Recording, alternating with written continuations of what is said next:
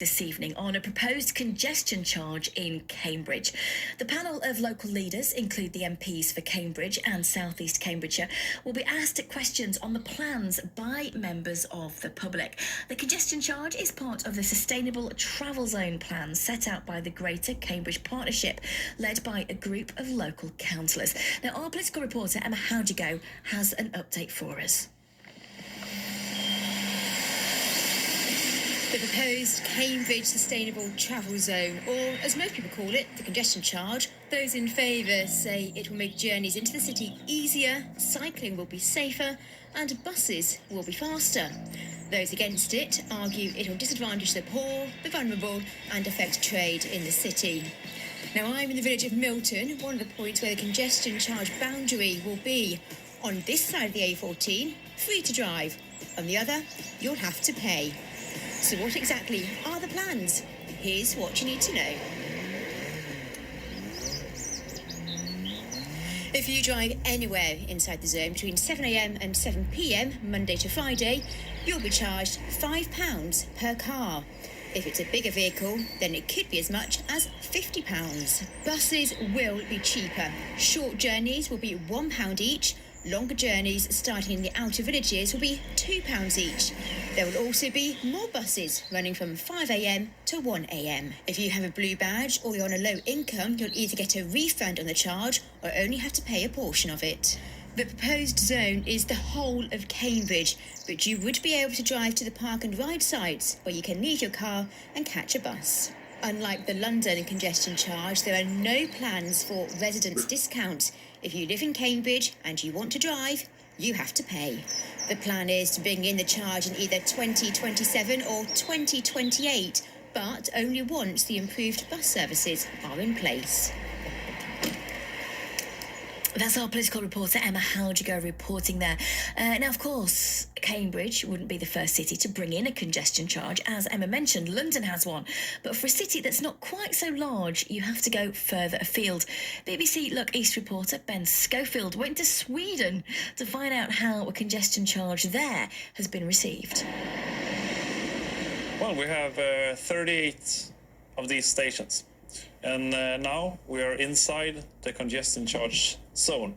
My name is Victor Hultgren, and I work for the City Planning Authority here in Gothenburg. Yeah, I oversee the congestion charges. On the outskirts of Sweden's second city, I'm being shown how its congestion charge works. Those stations Victor is describing silently raise around £70 million a year in congestion taxes. Every time you pass through these stations, both if you're entering the zone or exiting the zone, then you pay a fee. The fee is between 70 pence and £1.75. I stopped and watched drivers going underneath the cameras. It's quite something to think that the city is making money with every vehicle that passes under it. It's quite the cash cow. But Victor's advice to Cambridge focus less on the money and more on tackling congestion. I think the public acceptance would be higher if you can more clearly see the impact that the congestion charges has on congestions. Now I think some people in Gothenburg see the congestion charges just as a way to raise money. They don't see the benefits.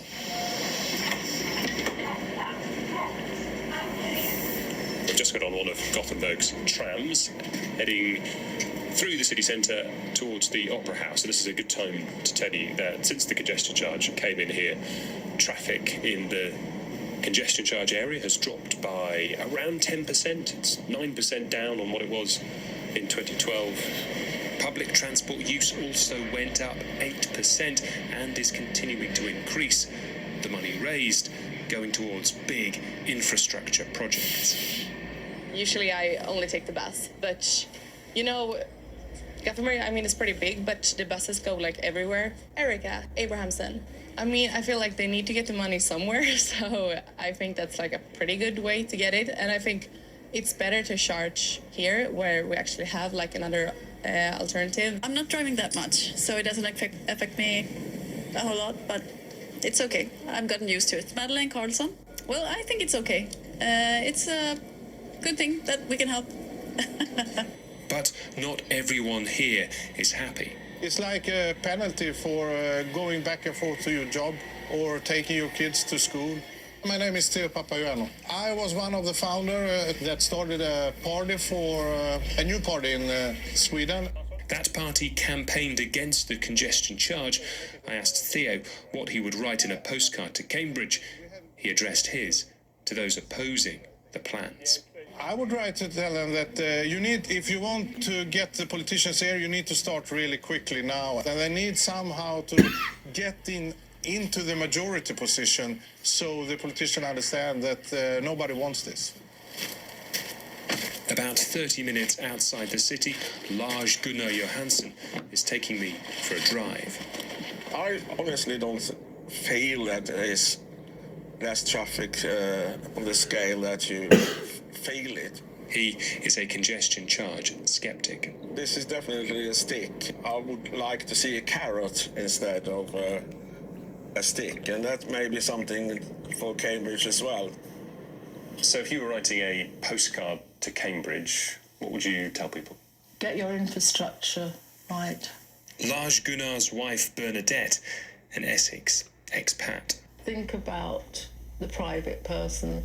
Think about the pensioners and make it attractive and viable for people to go into town. I think it's very good that cities are thinking about the environment, but we can't be punished all the time.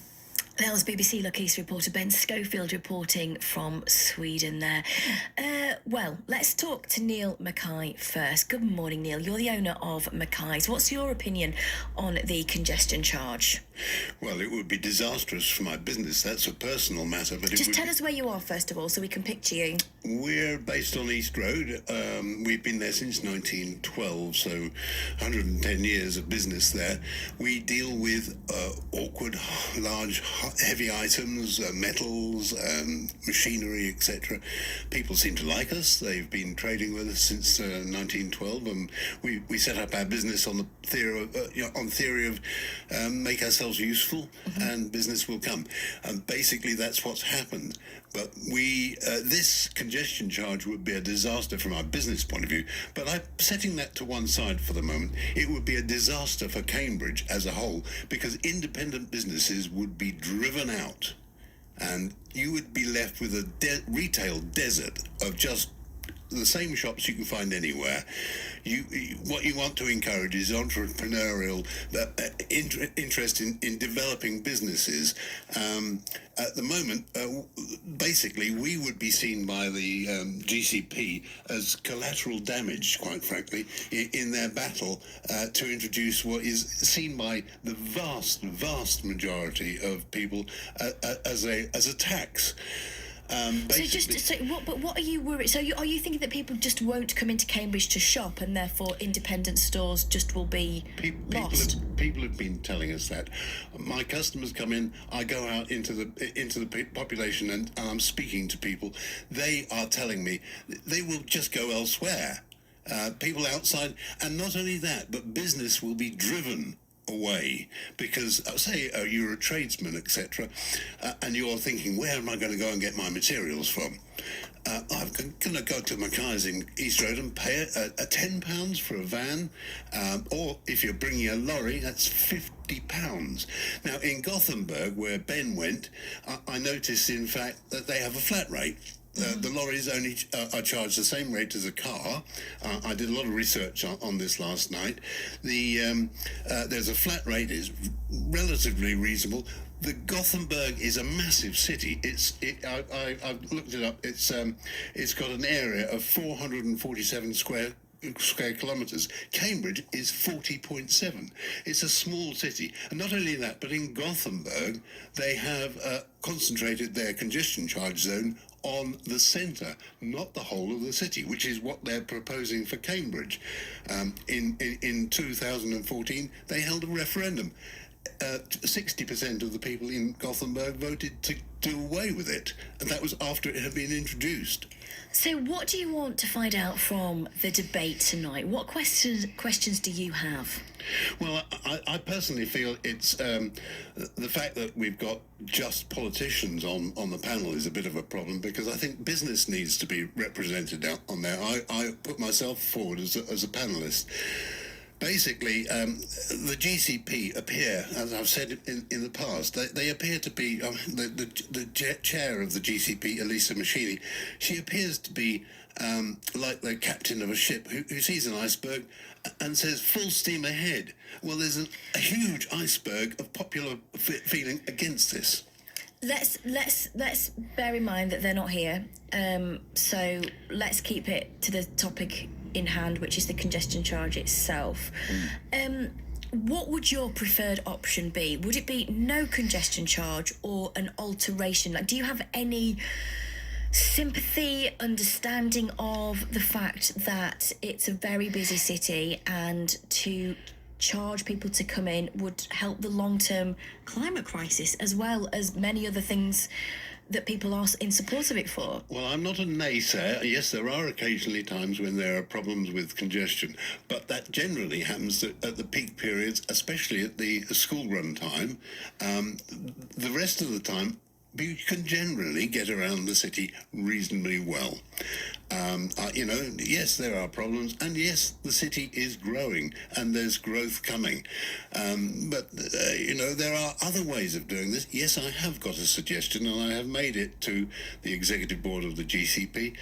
I suggested that a tourist tax would be a more equitable way of doing things, but they say that has to be something that is decided by central government.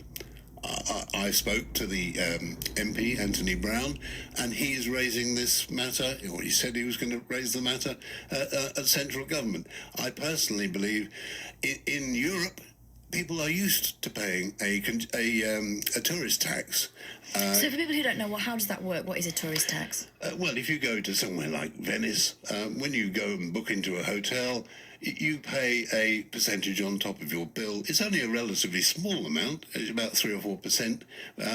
Most people are used to it, and in fact expect it. But in Cambridge, we don't. We ignore it. We're a really popular place for people to come. We've got a wonderful history, and quite frankly, I believe that would be a way of doing it. There are other ways of doing it. In fact, Edinburgh had a referendum in 2005. 74% were against. They found a different way. In fact, on that occasion, they went and got government funding from the Scottish government to improve their infrastructure.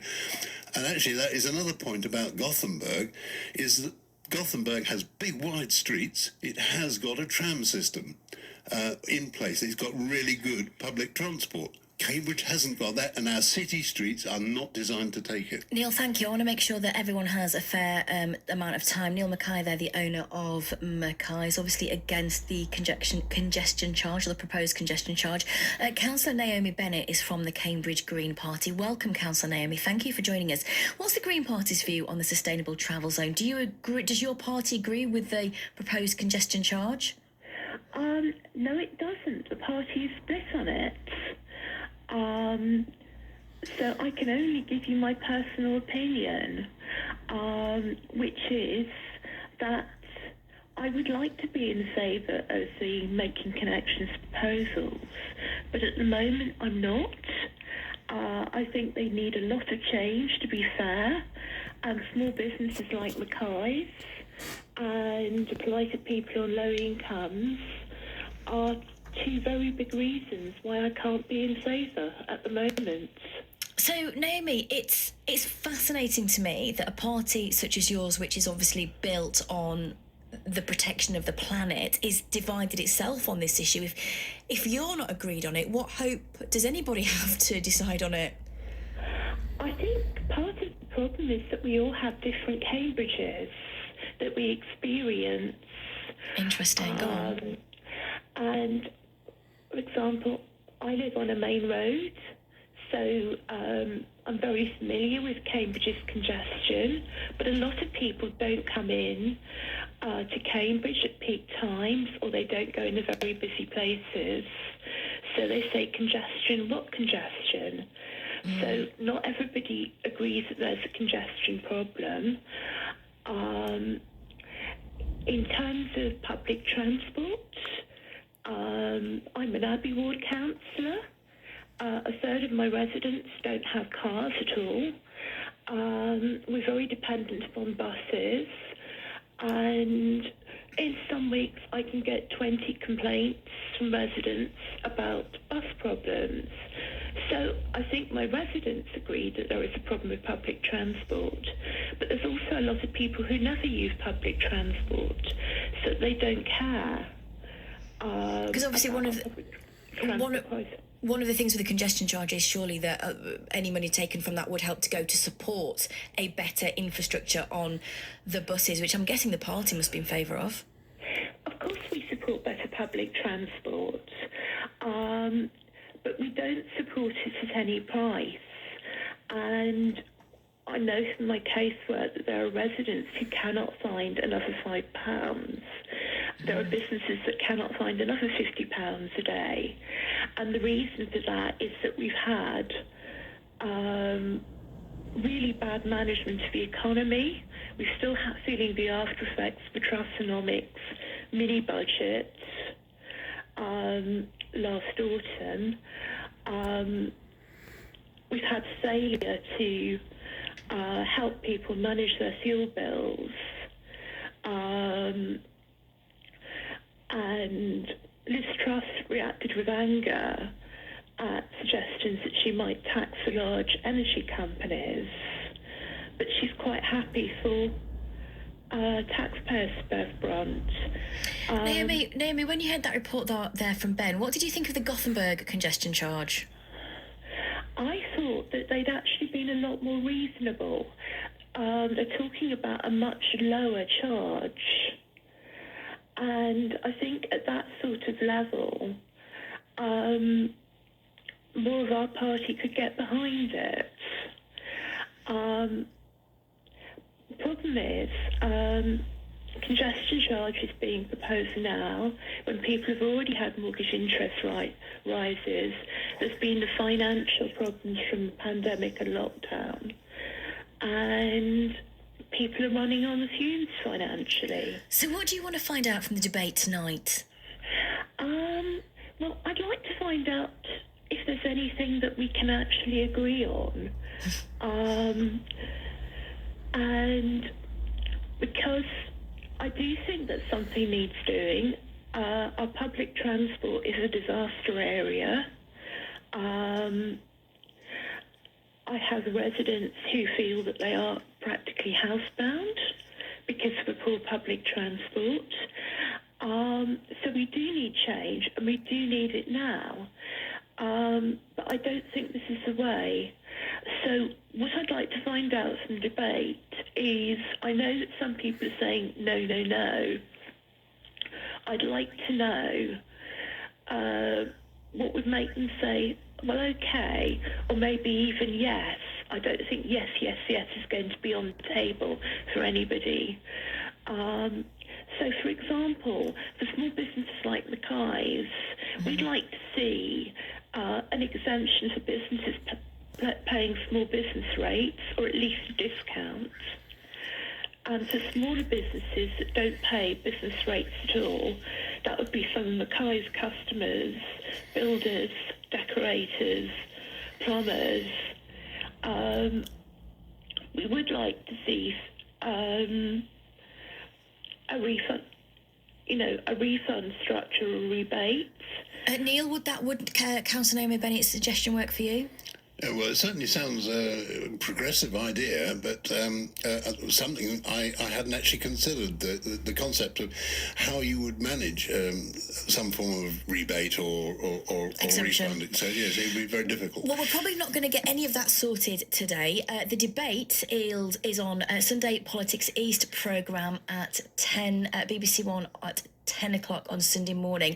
Elisa Machini, a Labour councillor, has said, we already have 100,000 car journeys into Cambridge. We can't handle 100,000 more. Rachel Stoppard, the GCP's chief executive, said the weight of traffic on the region's roads means we are choking literally and physically. She added, congestion is very real. It's not imaginary. It does not stop at 9 o'clock or when the schools are on holiday, and it's preventing students getting to college, people getting to work or important appointments, and taking huge chunks out of people's time as they travel for their business.